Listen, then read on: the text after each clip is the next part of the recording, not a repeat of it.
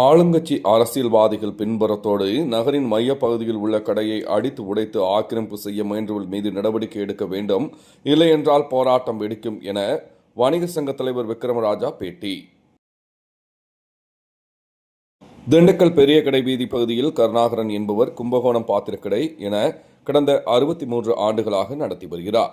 தற்போதுள்ள கடைக்கு எதிராக உள்ள விஜயலட்சுமி என்பவருக்கு சொந்தமான இடத்திலும் 63 வருடங்களாக கடையை நடத்தி வந்த நிலையில் கடந்த சில வருடங்களுக்கு முன்பு கிரயமும் செய்துள்ளார்.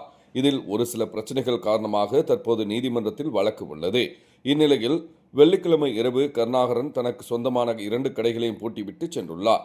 அதிகாலை 4 மணி அளவில் மர்ம நபர்கள் ஜேசிபி மற்றும் இயந்திர உதவியுடன் ஆளுங்கட்சி பிரமுகர் ஆதரவோடு விஜயலட்சுமியிடம் வாங்கிய நீதிமன்றத்தில் வழக்கு உள்ள கடையின் முன்பக்க பகுதியை இடித்துள்ளனர். காலையில் வந்து பார்த்த கருணாகரன் உடனடியாக நகர் வடக்கு காவல்துறையினரிடம் புகார் அளித்துள்ளார்.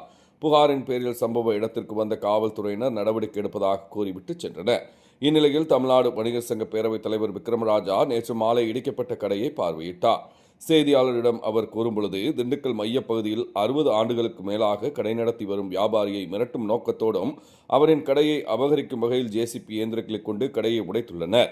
இச்சம்பவத்தில் ஈடுபட்டவர்கள் மீது கடும் நடவடிக்கை எடுக்க வேண்டும், வணிகர்களுக்கு பாதுகாப்பு வழங்க வேண்டும், காவல் நிலையத்தில் புகார் அளித்த நிலையில் காவல்துறையினர் கடையை இடித்தவர்கள் மீது நடவடிக்கை எடுத்திருக்க வேண்டும், அதற்கு பயன்படுத்திய ஜேசிபி இயந்திரத்தை பறிமுதல் செய்திருக்க வேண்டும்.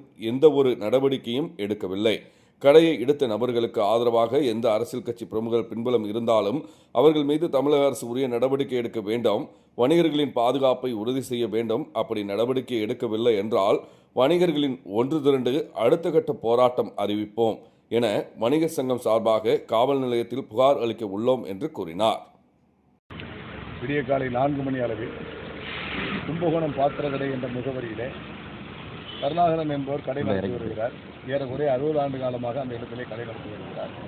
ஏறக்குறைய ஒரு 10க்கும் மேற்பட்ட நபர்கள் உடனடியாக வந்து அந்த கடையினுடைய சட்டரை உடைத்தெடுத்து உடனடியாக பெரிய ஒரு வியாபாரிகள் அச்சப்படக்கூடிய நிலையை உருவாக்கி இருக்கிறார்கள். ஆகவே எங்கள் தமிழ்நாடு வணிக சங்க பேரவைக்கு நிர்வாகிகள் நேரடியாக வந்து அதன் பிறகு தடுத்த பிறகு அந்த சற்று உடைந்தவுடன் நிறுத்தப்பட்ட பிறகு கடையில் உள்ள பொருளெல்லாம் வண்டி செல்லக்கூடிய நிலையை சற்று நிறுத்தியிருக்கிறார்கள். இது இந்த பகுதியிலே வியாபாரிகள் மத்தியிலே பெரிய அச்ச உணர்வை ஏற்படுத்தியிருக்கிறார். இதுபோன்ற நிலை இனி ஒரு வணிகனுக்கு ஏற்படக்கூடாது என்பதை தமிழ்நாடு வணிக சங்க பேரவைக்கு உறுதியாக இருக்கிறது. இவர்கள் மீது காவல்துறை இடத்திலே புகார் தரப்பட்டிருக்கிறது. முறையான நடவடிக்கை எடுக்கப்பட்டு அவர்களை கைது செய்யப்பட வேண்டும். அதை இடிப்பதற்கு எந்தெந்த ஆயுதத்தை பயன்படுத்தினார்களோ அதையெல்லாம் பறிமுதல் செய்ய வேண்டும் என்பதை தமிழ்நாடு வணிக பேரவைக்கு அழுத்தமாக தெரிவித்திருக்கிறார்.